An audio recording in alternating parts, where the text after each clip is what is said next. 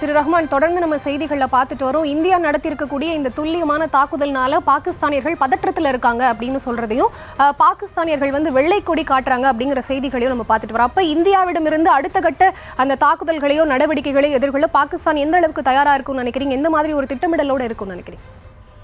பாகிஸ்தானை பொறுத்தவரையில் அது 4 புறமும் பற்றி எறியக்கூடிய கப்பல் என்கிற ஒரு நிலையில் தான் இருக்கிறது.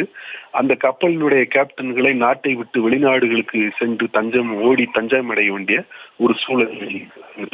ஒரு நிலையில் அங்கு பொருளாதாரம் முற்றாக சீர்குலைந்து பாகிஸ்தான் தன்னுடைய அடிப்படைகளை பாதுகாத்துக் கொள்வதற்கே உலக நாடுகளிடம் கையேந்த வேண்டிய நிலையில் இருக்கிறது.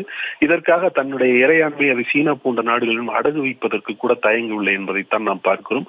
அதே போல சர்வதேச செலாவணி நிதியம், உலக வங்கி போன்ற நிதி அமைப்புகளிடம் அவர்கள் தொடர்ச்சியாக நிதி கேட்டு நச்சரித்துக் கொண்டிருக்கிறார்கள். அப்படிப்பட்ட நிதியும் கூட இந்தியா உள்ளிட்ட உலக நாடுகளுடைய இசைவின்றி அவர்கள் பெற முடியாது. இது அவர்களது பொருளாதார நிலையில் அவர்கள் எதிர்கொள்ளுகின்ற பிரச்சனை. அரசியல் ரீதியாக எதிர்கொள்கிற பிரச்சனை என்றால் அங்கு ஜனநாயகம் என்பதே இல்லை. மாறாக இராணுவத்தினுடைய கட்டுப்பாட்டில் இராணுவத்தினுடைய அசைவை பெற்றவர்கள் அங்கு ஆட்சியாளர்களாக அமர்ந்திருக்கிறார்கள். நேர்மையாக தேர்தல் கூட நடத்தப்படுவதில்லை.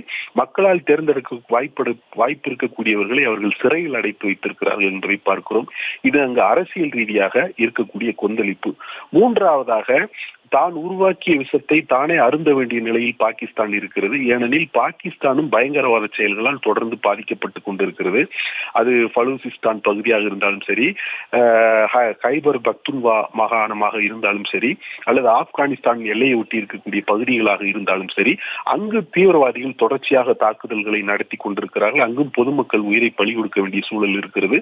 அங்கு ஒரு பாதுகாப்பற்ற சூழல் இருக்கிறது. இது மூன்றாவதாக பாகிஸ்தான் எதிர்கொள்ளக்கூடிய பிரச்சனை.